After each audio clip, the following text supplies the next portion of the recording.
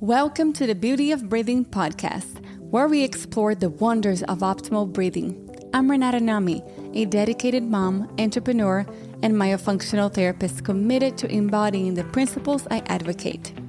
Having recently undergone a tongue tie release and palatal expansion, I'm thrilled to guide you through the transformative journey of embracing the beauty of breathing, effortlessly and through your nose. Let us know how much you enjoy the show by leaving us a review.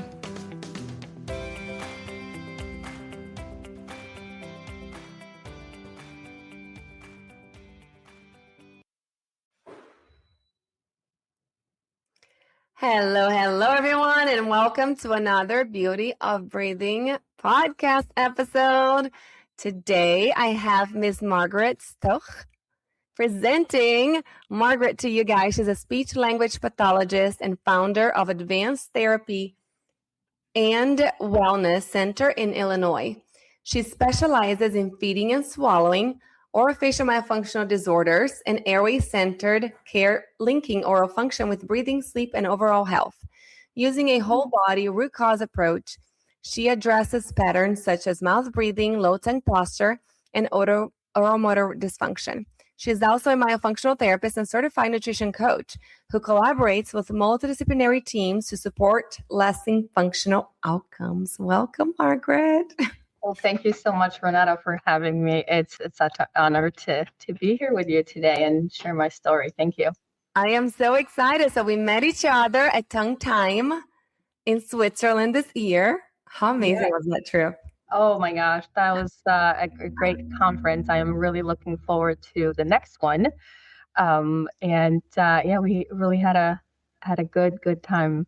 So it was fun, very inspiring to be surrounded with just a lot of people that come together to learn all these things, right? And not only help our patients, but help each other out to get better, be more educated, be more knowledgeable, right? To bring this information out to the world. So it was super fun and inspiring at the same time. Yes, and kudos to the organizers, guys. I mean, it's absolutely insane to be able to put a conference that big, that fast. And it makes me so excited that so many people in Europe and around, because there were people from all over the world there, we're excited about talking about tongue tie. So the next one's going to be, I think, July, don't quote me, but 7th through 9th, maybe, something like that. 2027. 2027 next year, yes. And I'm super excited to go see St. Gallen in the summer now. Right? Yes, for sure. Winter was fun, but definitely looking forward to seeing some flowers and green grass in the Swiss mountains. And it's such a cute little city, and the food was incredible. Anyways, I cannot wait for you guys to come hang out with us in Switzerland. So the topic today is my airway wake-up call. What adult palatal expansion, so she had the MARPE done just like me, taught me about breath, sleep, and resilience. Ta-da! How would you like to start this? Tell us a little bit about yourself and how did your airway journey start? So I went back to school to become a speech pathologist after I had my first son and was working in the hospital setting. That's where I started my career. And my passion was working with feeding and swallowing. I specialized in working with adults that had head and neck cancer. And that grew into my passion for working with pediatric swallowing disorders. And I could go on and on about my story, but ultimately what happened, I had my second son, was working in another hospital and wanted to get into more working with infants in our post-NICU clinic, and went to a breastfeeding course. And I am a true believer of, everything happens for a reason. And a guest lecturer and not conference was Dr. Milton Gavilis, which a lot of people know, I'm sure of. And he presented about tongue ties, and everything that he talked about was my son, who at that time was 4.5 years old. And we've been on this journey from the time he was 1 month old to try to figure out what was wrong with him, right? What was going on with him. And so long story short, went to talk to Dr. Gavelis, started working on my son, started providing treatment for him with palatal expansion, tongue tie release, and all that. And then at the same time, I got myself into this rabbit hole of myofunctional airway, sleep, all of those things.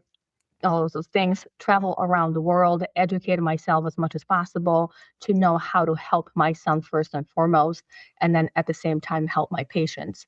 And as I started taking myofunctional courses, I knew that I was also a patient at some point, right? But at that time, it was my middle son was my number one priority, so I had to take care of him. And then I also had a 2-year-old son at that time, right? So then he was next, and I had to go back and do my 10-year-old and then my husband.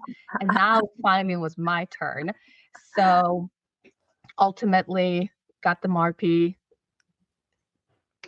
September of 20, I can't keep track of time, September of 24.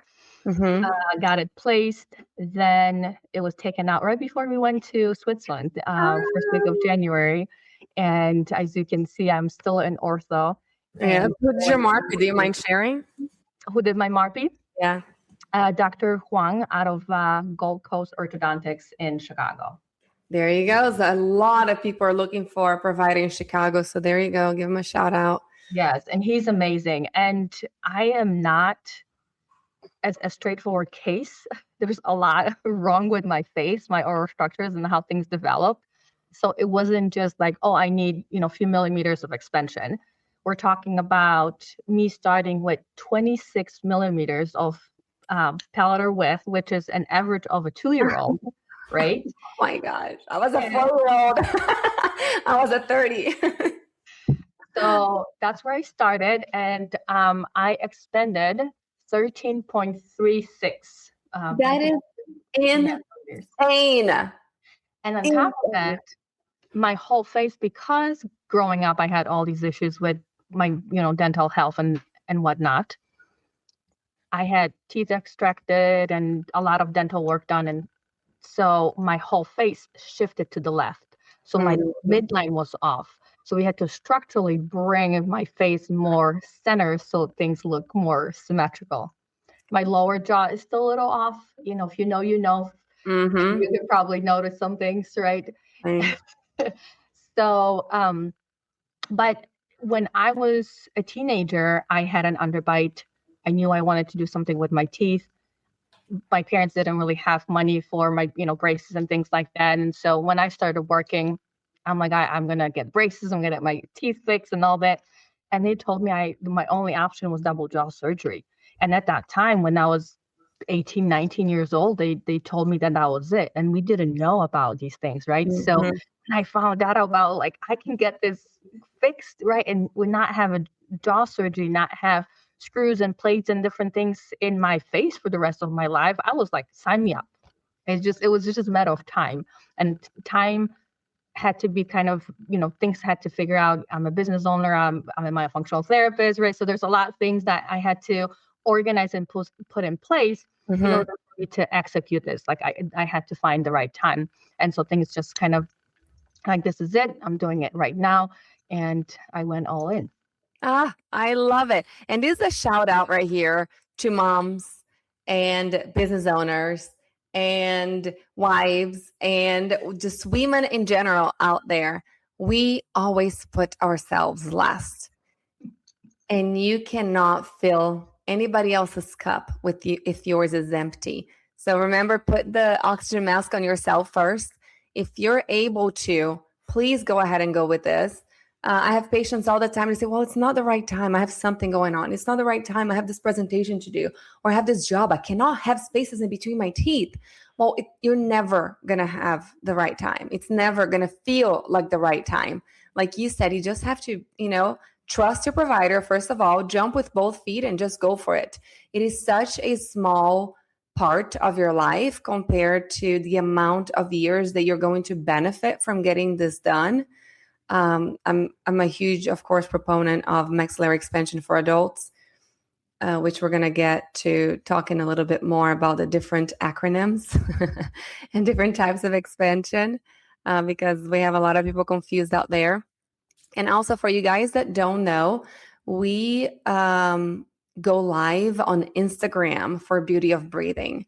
So if you're not following us at Myo Moves on Instagram, some Tuesdays at noon, I do these live so you guys can listen to us live and ask questions. So it's a little bit more of an interactive podcast. I miss Clubhouse for those who remember Clubhouse, so that's why we decided to do this. So please send your questions if you guys are with us live right now. How was the process? A lot of people are afraid of the pain of the procedure. The name surgical is in the middle of MARPE, and well, it's not in the middle of MARPE. So it's mini. MARPE stands for mini assisted implant rapid palatal expansion. Surgical is not even in there. However, people think that this is surgery. Can you please explain a little bit of what your experience was getting the MARPE installed?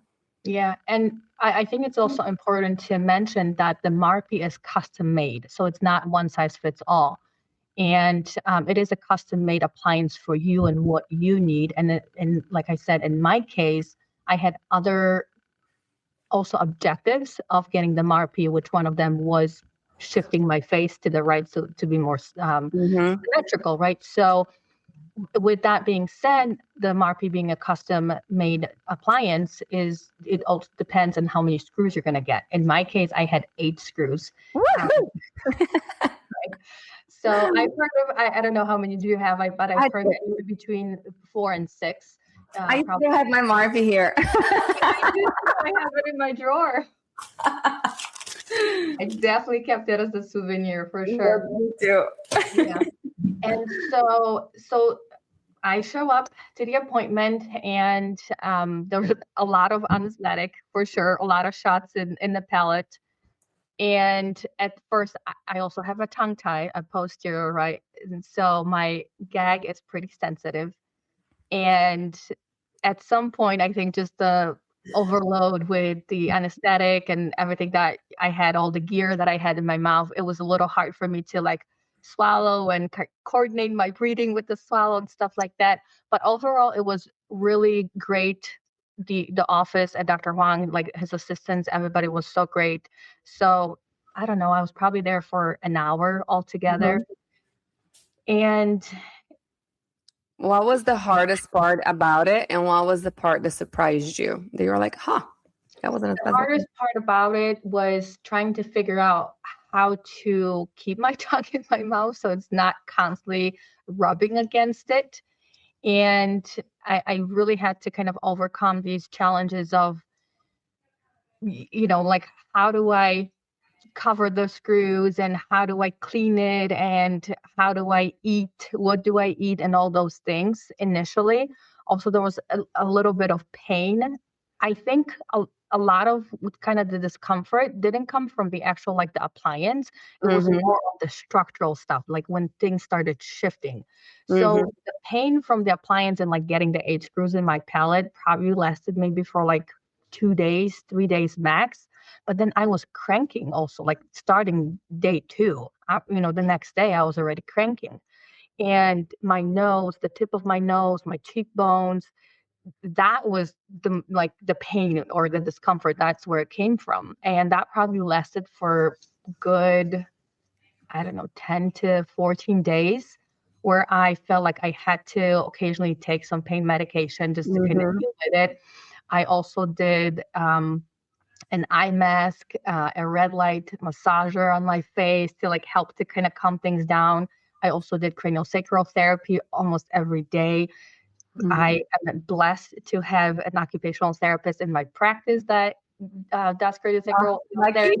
So, right, I got lucky there, and so we were doing all those things to help with the discomfort. But after that, it really was just figuring out kind of how to change my patterns of my day. What do I eat? When do I clean my teeth? How do I do it, and things like that. And it really wasn't that crazy. Right now, from my experience, the patients that we have in our practice, when they go for the MARPE, I have a list of all the things for them. These are all the essentials that you need, right?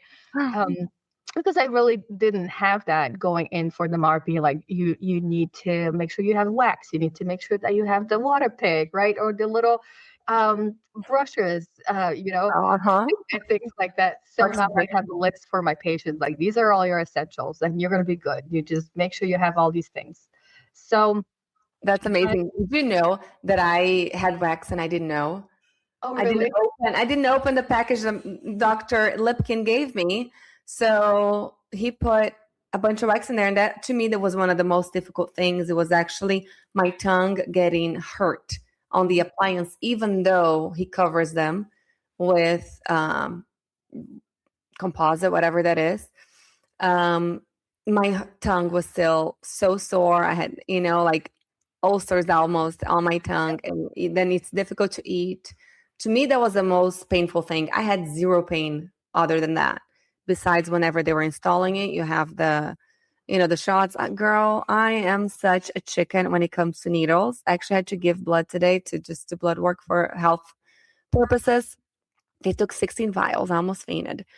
But just because I'm so scared of needles, like I don't like them. I am, so I'm the worst dental patient when it comes to that stuff because I know they have to do the anesthesia. However, it was super comfortable. He put something very, very strong, topical wise, on the roof of my mouth that I already couldn't feel. So towards like the end of the first shot, I felt a little tiny bit.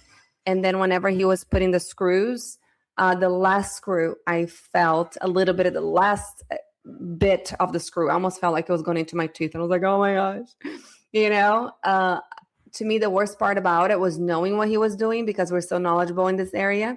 And right before he started, I looked on the computer screen and he showed the size of the screws. And whenever I saw that, here, I'll show it to you guys. For those who are watching this on YouTube or Instagram, those are pretty long screws, and one of them said 17 millimeters. When I saw that, I was like, oh my gosh, that is so much. So I kind of got freaked out and I got into my head. So I really feel like that's the worst. If the least the better. Close your eyes and just trust the process and just go for it. But then afterwards, yes, my tongue getting sore. Jennifer Sullivan, who used to work for MyoMoves, great friend of mine, sent me a link for a wax from Amazon because that's what she had done. And so I purchased that. And then whenever I was like putting my stuff away one day, I found the wax they had given me. I could not believe I missed it. So that was helpful, having something cover over there so my tongue would get used to it. And then food. I couldn't eat salad. If you eat like rice, chia seeds, stuff like that, everything goes underneath it. So that's a little tough to clean. Yeah, and also like I do quite a bit of like different supplements and things like that. Swallowing pills was because they always would get caught. So that was the one thing I was really looking forward to, not getting choked up on doing my supplements when the MARPE came out, because now my airway's so big, my throat's so big, so I can swallow multiple pills at the same time. And so that's just a side effect of having a larger airway. So it's great. So explain the feeling of that first swallow as soon as the MARPE was out. So when the MARPE came out, it's just kind of weird because like you said, the more we know, the harder it is. I'm like, what is my tongue doing? Why can't I get my tongue up in there to get my tongue tie? Because I still have the tongue tie. And so now, because my palate's so wide, my tongue has to go up there to reach it, right? And my tongue tie is more obvious. So it took me actually like a few weeks to figure out the swallow now, because I had nothing to get my tongue pushed against because the MARPE wasn't there. It's higher now. So that was the weirdest thing I thought. But other than that, it's the breathing, it's the sleep, it's the energy. I can't even describe like all those changes and all those symptoms that I had. I had nasal bleeds like twice a week for as long as I remember, probably starting like teenagers, TMJ issues, headaches, fatigue, like all those things, right? And all of that is pretty much gone. It's just my teeth I have to figure out right now with the restorative part. But other than that, I sleep so well. And like I said, I multiple businesses. I have 3 kids. I have a lot going on. So sleep you It's know, important. quantity isn't always there, right? But the quality is there. And I'm still able to function and have a lot of energy. I don't feel like I'm going to fall asleep behind the wheel when I'm driving. I, like all those things are great. So I'm super grateful. My husband comments like, "Oh, I can't hear you breathe when, when we go to sleep." And I'm like, "I can't hear you. You need a MARPE." So all those things are really great. Someone But is asking, how long did you have the expander for? Do you mind mentioning that again? 16 months. And it's not that everybody has to have it that long. Like I said, mine was a little bit more complex. That's why we were using the MARPE as an anchor to shift my face to the right. That's why it had to stay in as long as it did. I think average is anywhere between 9 to 12 months, right? Mhm. Yeah. I had mine about 12 months, but and things are changing. So, because things are changing, let's talk a little bit about that. MARPE, MASPE, MAPE, SARPE, DOME, DOME Zero. What are all these acronyms? Patients are more and more confused as this world of adult palatal expansion expands, literally, into the world. So if anybody over here is listening, let us know in the comments what is the most common acronym that you have heard. Recently, a patient wanted to get adult palatal expansion, and we're recommending, this person, well, but they do this specific one, or they're all the same. There may be different protocols of turns, there may be different protocols of what the appliance looks like. However, adult palatal expansion needs to be bone-borne, or maybe a hybrid. Let me explain what that means. So and we had the MSc also, right? So the MSc, you mentioned earlier that the MARPE is custom. The MSc is the one that is not custom. So the MSc was an appliance done by Dr. Woon Moon, and it had the places for the screws already. So the places where the screws go, it was the same for everybody. That is why so many of them failed back in the day, because the roof of the mouth has different thickness and quality of bone. You don't know where that is unless you take a CBCT x-ray, which is a 3D x-ray, to find out exactly where is the best place to get that installed. So before, they were a little bit blind, just putting it anywhere, hoping that it would work. And 4 screws was not enough for everybody. So then we have the MARPEs that are attached to the bone and attached to the teeth. So those are called hybrid. Whenever you have anchorage on the bone and on the teeth, they're hybrid. Whenever you have anchorage only on the bone, that is a bone-borne expander. Whenever you have anchorage only on the teeth, that's a tooth-borne expander. So if it's MARPE, MASPE, DOME, pretty much they all do the same. They're all going to anchor on the bone at some point, and you're going to have the little wrench that you do the turns, and it's going to open up the suture. So the most important thing for children and adults is to open the suture of the maxilla. So your upper jawbone, the maxilla bone, there are 2 bones with a suture in the middle. And you have to have the little key, the little wrench, and the little screw in the middle to get those 2 bones to split apart. That's when you're going to notice changes on your face. So cheekbones are higher, your upper lip kind of comes out a little bit more. You may have nasal changes, eye changes, hopefully all to the positive.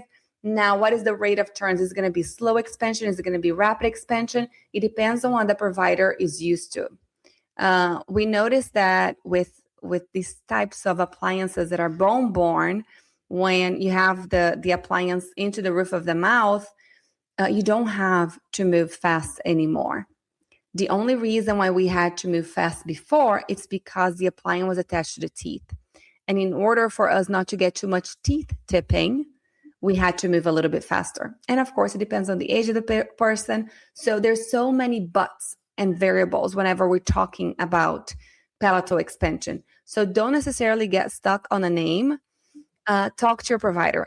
Ask questions. What exactly does that mean? What is your turn protocol whenever you're searching for somebody to to do something. There's one of those groups online of maxillary expansion for adults. And recently I heard of an orthodontist, I think he might have been in Ohio, who applied an MSC or a MARPE device on a patient, an adult patient, without the screws. And he did the expansion without the screws. It makes zero sense. I'm not sure why he would do something like that. And obviously, this patient got a lot of tooth tipping and not true palatal expansion when the suture opens up. But talk to your providers. Ask somebody. Ask my functional therapist. We are really in this. You know what I mean? We're always seeing patients and checking with other providers who does the things that we believe in. Now we have some questions coming from the audience. Let me go through that real quickly. I just got a tongue tied the other day, plus orthotic due to my occlusion. I hope after this they will do palatal expansion and braces. Awesome. It could be braces, it could be Invisalign. It really depends on what that person needs. Can you talk a little bit about, she mentioned orthotics, so TMJ patients and this adult palatal expansion. What do you think?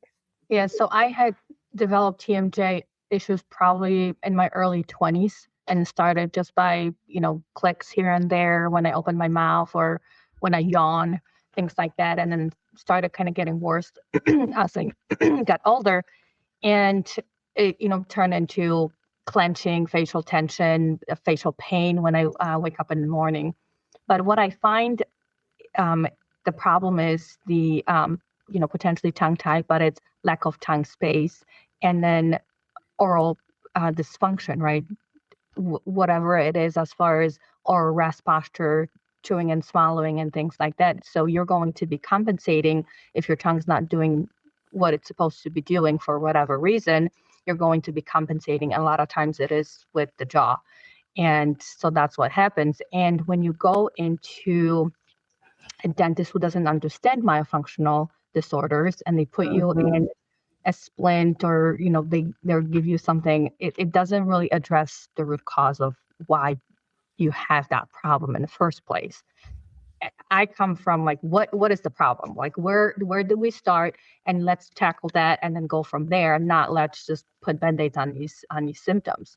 And so like you were saying with the MARPE and palatal expander too, it's super important that you develop a team. Don't just go to one provider. I know there are a lot of orthodontists that will do palatal expansion for adults and they don't collaborate with myofunctional therapists. That's a red flag right there. It's a red flag. If you're looking to potentially get this done, invest your time, money, energy into this, you want to make sure that you are working with somebody who has a team.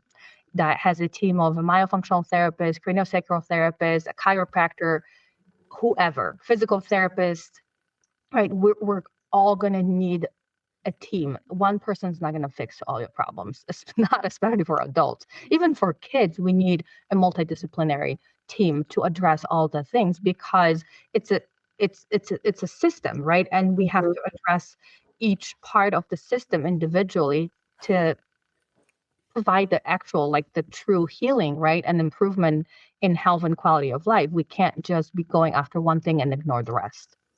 Amazing. Ms. Stoch, can we see before and after pictures of your treatment? You're welcome to share to your stories today and tag me.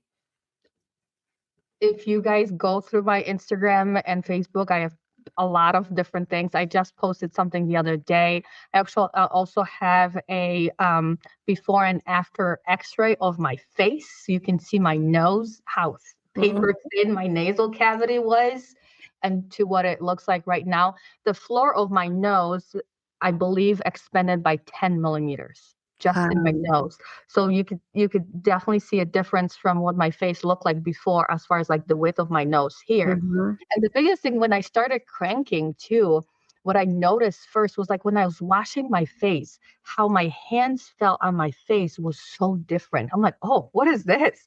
Oh, it just felt so like it was in my face. You're so used to tactile, right? Like you have this sensation that you're used to your whole life to like how you wash your face and what it feels like. And all of a sudden I'm like, oh, what are all these things, right? So that was kind of fun experience to also go through. But one thing I can show you guys is that's your model. Yeah, that's the model of my belt. And these are the two screws that I actually lost before my MARPE came out. So I had them in here. But this is the roof of my mouth. This way, sorry, 26 millimeters. Wow. Girl, that is insane. It looks beautiful. You know what I was going to share the other day? I don't know if I shared it on my stories, but I recorded myself. I was at church singing with my little son, and Benny was sleeping on my shoulder. So I couldn't lift my arm up. So I was kind of recording from down here. And when I watched the recording back, all you can see is my palate. And it's huge. And I was like, oh my gosh, I have to share this on my stories for Maya Moves, just for you guys to see, like, it makes me so happy to see the huge U-shaped palate, dome-shaped palate. We have more questions here. Let's see. Can you do tongue tie before expansion, or should it be done after? What about lip ties? Great question. What do you think, Margaret? So for me, I had my upper lip, lower lip, and the left buccal done last January, which was while I was in treatment.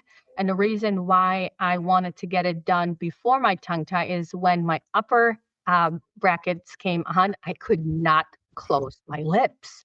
And I would be drooling on this side. And I knew I had all these things, right? But the plan was that I'm going to go and get it all done at the same time. But it bothered me. And knowing what I know, right? I'm like, I called Dr. Gables. I'm like, we got to take care of this now. I can't take it anymore. Okay, so you had your tongue tie release while you still had the appliance in? No, my upper lip, lower lip, and the buccal. Oh, okay. That's it. My tongue tie is not released yet because I had to wait until the MARPE was out. To answer the question is, it depends. Mm-hmm. It depends. Every patient's going to be different. However, if you have a MARPE, and with Dr. Gavel what we do is we do a frenuloplasty, and I also work with Dr. Kelly Wells, who is a chiropractor, and she specializes in craniopathy. So I am getting a tongue tie release with the guidance of her working it on my cranium, on my neck, right, to do that. So because of my MARPE and how it was anchored to the bones, we didn't want to do the tongue tie release because everything is then kind of stuck, right? So she wouldn't be able to move the bones and do her adjustments while I was in the procedure. So that was the kind of rationale why that makes I decided to wait after. Mm-hmm. But also for a lot of people is you can't get the tongue tie released unless you have enough room in your mouth to be able to rest your tongue on the palate. Because if your tongue doesn't fit the roof of your mouth, where is it going to go once it has that range of motion? Exactly. Make your breathing and your sleep worse if your tongue doesn't sit comfortably on the roof of your mouth. So for a lot of our patients, we really have to coordinate what we do. Sometimes we do the lips first. Sometimes we wait till the expander is completely out. Sometimes we're able to get it while there's still an expansion or the tongue tie release. We can still do that while they're in expansion, but there needs to be enough room on the roof of the mouth, and they have to be functionally ready and be able to sustain palatal suction, right, and oral rest posture with the tongue resting on the roof of the mouth for them to also be safe when sleeping. How can a patient at home right now go look in a mirror and check if they have enough room for their tongue in their mouth to get the release done? Yeah, so you have to get your tongue suctioned. It's not just a matter of getting your, there you go. You can demonstrate what I'm talking. You have to get your tongue suctioned to the roof of your mouth. A lot of times when we have patients coming in, I say, can you get your tongue to the roof of your mouth? And this is all I get. Yeah, that's not enough, right? We have to get that suction against the palate. And in order for you to determine whether your tongue is able to sit there comfortably, number one is, do you feel any pulling? Is it pulling down your neck? Is it uncomfortable for you to do that? And then we're looking at the spillage. We call it the spillage. So how much of your tongue is spilling over your teeth? That's huge. If your tongue's coming over and covering your molars, you do not have enough room for your tongue in there, right? So your tongue should be able to fit in between your teeth, maybe have a little bit of a spillage, but definitely not covering your molars on both sides. And a lot of times also when you suction, if you have a tongue tie, if you have tight fossa connections under your tongue might be like tipping in there or like squished in there and they'll kind of bunch in there, right? So a lot of different variations, but the tongue should be relatively flat on the palate without having that sensation of it being pulled down or having that kind of tension going down your neck, down your chest. So if you feel that there's definitely some sort of restriction, whether you know it or somebody mentioned it to you, if you can see it, but it's that posterior or that mid tongue restriction. Yeah. Dr. Zaghi talks about, right? So I am more of a risk taker. Okay. Everybody talks about the width, being so worried about the width. I'm not worried about the width as much as I'm worried about the AP distance. What's the difference of transverse and AP? So whenever somebody suctions and you see the overflow of the tongue onto the chewing surfaces, yes, that is not great. We don't want that. However, whenever somebody suctions and the tongue is actually more forward, you have a hard time bringing your tongue further back. You feel like you're choking. If you're that person who suctions your tongue, and if you try to hide your tongue a little bit because you want your tongue peeking through your teeth, if you try to hide your tongue on the roof of the mouth where it's supposed to be, and you feel like you're choking, to me, that's more of a red flag when it comes to a release. I did have my release done before palatal expansion, about a month or two before. However, I did that. I was a 30 millimeter molar to molar. I did not have sleep apnea. I knew I was already going to start expansion. It was already scheduled. And I wanted to see what was going to happen. So when I did have my tongue tie released by the incredible Dr. Samira Jafari in Atlanta, she is literally one of the best release providers in the world, guys. I did notice a change to my sleep right away. My sleep got deeper. Like it's almost like whenever you go to sleep and you don't remember and you wake up and you're like, oh my gosh, I actually slept throughout the night. Like that's crazy. That's exactly what I felt. And then I got the MARPE installed and my sleep went downhill from there a little bit. I started snoring again because of course your oral rest posture, which is a function of your tongue, no longer can work properly because now you have this device up there. So I did start snoring a little bit, according to my daughter, who slept in the same room I did at some point.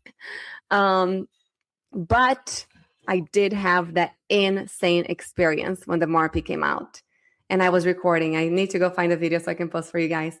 But I was holding the camera and he removed the MARPE. I was like, I don't want to swallow yet. I don't want to swallow. And I got up and then I did it. And I was like, oh my gosh, you can see it on my face.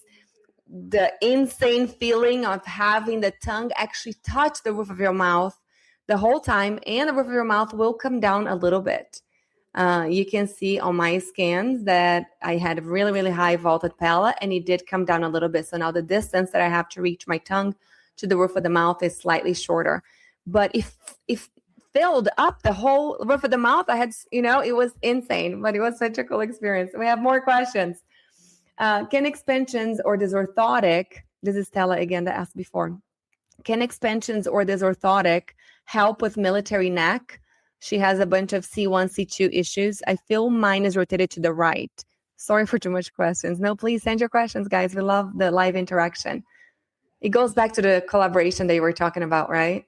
Yeah. So there are studies and there are providers that work with TMJ and aligning TMJ, and that goes directly to the posture, right? So we know that whatever happens in the jaw is going to affect the rest of the body posturally. So if you have a proper appliance that puts your jaws in the proper alignment, it will probably do something, right? But you also have to work with a functional provider, a physical therapist, chiropractor, kinesio therapist, whoever is going to work on the patterns that you already have there.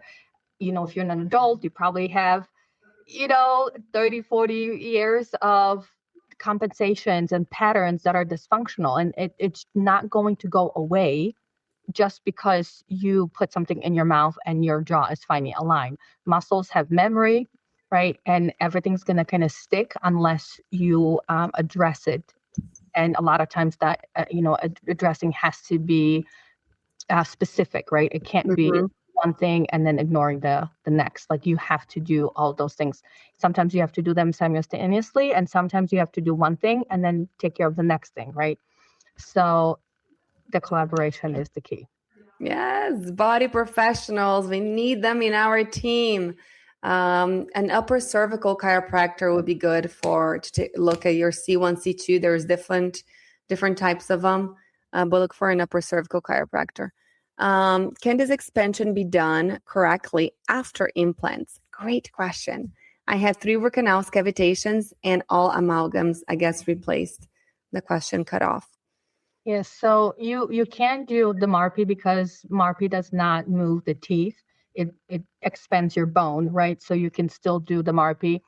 The question is going to be then aligning the rest of your teeth with whatever expansion you have. And there's all kinds of ways to fix it with today's technology, with bridges and all kinds of stuff, right, for restorative purposes, for veneers, right?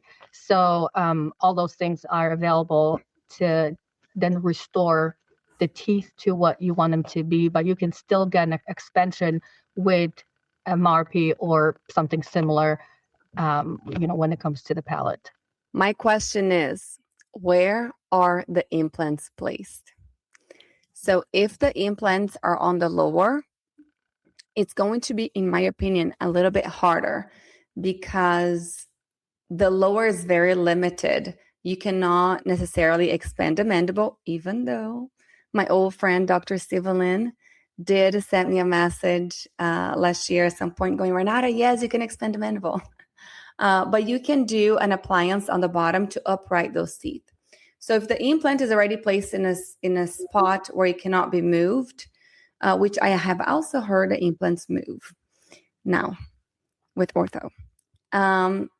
Maybe you can get just the crown replaced to get it to be more upright. There's options there, but it's a little bit harder to make the mandible wider. There are also surgeries that you can get done where they actually cut the mandible in the front and expand that way.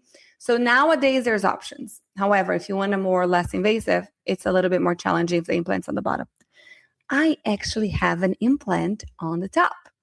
I have an implant in a premolar area that I lost a tooth before I was even a hygienist, out of the blue. But I was able to get palatal expansion, and my implant did move after they did Invisalign. I did Invisalign, and it did move some. Of course, it's difficult. There's issues with implant, with more bacteria around, with harder to keep it clean. I had the space there that I didn't have before, so I know things have shifted. But anyways, there is a possibility. I think that the most important thing is finding somebody who's highly skilled, highly trained in this, have done several adult palatal expansion cases. Ask for photos, ask for before and after photos, ask if they do custom appliances. Ask if they work with a myofunctional therapist. That's already going to tell you if they're a good provider or not. Oh, somebody said, just wanted to say hi to you, beautiful ladies. Hey, Ambi. Upper, middle, and every quarter. Okay, he's talking about where the implants are placed. Dr. Ilya Lipkin was my provider. He's in New Jersey. Absolutely love him. He's one of the best in the world. If anybody's around him, but he does have people travel from all over the world to go see him. Do you want to mention your provider again? Dr. Huang out of Gold Coast Orthodontics in Chicago. And somebody asked, where is that in Chicago? Gold Coast. So like Okay. Michigan Avenue on Lakeshore Drive. Perfect. Somebody said, just joined. Where is the best place to start if looking for expansion as an adult? Orthodontist, myofunctional therapist, both. Best questions to ask when looking for a provider. So I just mentioned the questions. Where would you recommend they start, Margaret? My recommendation would be start with the myofunctional therapist who has a team, because they can guide you to where you need to go. And I like to joke that we're like the party planner. And I love that. Right? So we have a patient coming in and then we're guiding them. Okay. And then we are going to be collaborating with the providers that they choose, because we have several orthodontists, we have several providers that we work with. So whoever our patients want to go to, then we're going to meet together and figure out, okay, what needs to happen first, second, and third, and we're going to go from there. But we're always talking, always communicating, and it's important that you are part of that team too. So educate yourself too, do your research, ask the questions. Like if you're not sure about something that was recommended to you, ask questions, make sure that you understand why you're being told that you need to do this or that, right? And then decide what you think is best for you. I have patients that don't want to get palatal expansion. They only want to get the tongue tie. And we work with as much as we can with my functional tongue function. And then they know that they're going to have to do something for their sleep for the rest of their life. But that's choose, right? So you need to be part of that team and decide what do you want, what are you willing to put in, financially, time-wise. Like it all takes energy, effort, sacrifice, and you have to understand why you're doing it. At the end of the day, you can't be doing it just because you're told that this is what you need. So I 100% agree. To do this. Myofunctional therapy first. Why? Because they know where the good providers are. Look at this patient that just posted on Facebook this week that went to an orthodontist and they did a MARPE without screws. That makes zero sense. I had another patient this week that 2 months ago, I think it was, they extracted 4 premolars in a 12-year-old. Like, why? After they did an expansion and he still needs expansion. So if you start with a myofunctional therapist, they are going to know where the good providers are, where the people that think like we do are. And I really like to do first phase therapy before you guys start ortho or do tongue tie release. It's so important for you to have awareness, for you to have good mobility, for you to have good nasal breathing. So there's so much that we can do before expansion, throughout expansion, and of course after. But this has been such an amazing time. We went a little bit over time for our podcast, but it was all worth it. And I was saying thanks for the informative live. You guys were fun to watch. Thank you. If you guys have any more questions, please don't hesitate to reach out to us. Do you mind, Margaret, sharing with everybody what's your Instagram handle? Advanced_therapy_ATWC. So my practice is Advanced Therapy and Wellness Center, and we're located in Crest Hill, which is the southwest suburb of Chicago. Somebody is asking for patients or providers in Seattle area. I saw somebody asking for somebody in Texas. If you guys go to www.airwaycircle.com/directory, it is a free resource that we offer to the Airway community. These are most of the providers that are referred to, that have been recommended to us, people that are usually doing continuing education hours in Airway, people who have myofunctional therapists, have heard of it. If you guys go to airwaycircle.com, search the directory. So you click on search and make the mileage, increase the mileage, like 50 miles around you, 100 miles around you, so you can kind of have an idea what providers you can find. If there's nobody directly close to you, call the closest myofunctional therapist around you and ask if they know anybody in your area. That's usually the best way. We also have a Facebook group for patients. So if you're a patient or a parent of a patient, go to Facebook and search Airway Circle Patients. And you can post there. We have patients and professionals in that group that can kind of support you and help you with your treatment, whatever you're going through. But anyways, love you guys. Thank you so much. This has been wonderful. I had so many more questions. Maybe we need to schedule more of these. I'm going to post this also on Instagram, and I would love if you guys are watching this recorded version, either Instagram or in your podcast provider. Let us know what other topics you'd like us to bring to you. But thank you so much, Margaret. Thank you. Thank you so much. It was really a pleasure to be here and share my story. Thank you for having me. All right. Thank you, guys. Have a wonderful day. Bye-bye.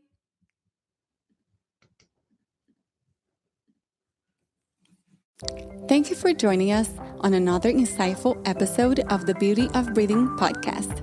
Make sure to join the conversation on our Instagram page, Myo Moves, and continue exploring the fascinating world of airway health with us. Until next time, let's breathe deeper, live fuller, and discover the beauty in each breath. Quick disclaimer: the Beauty of Breathing podcast has been produced for entertainment, educational, and informational purposes only. All of the content, views, and opinions shared by our hosts and guests should not be a substitute for medical advice. Please consult with your healthcare professional for any medical questions.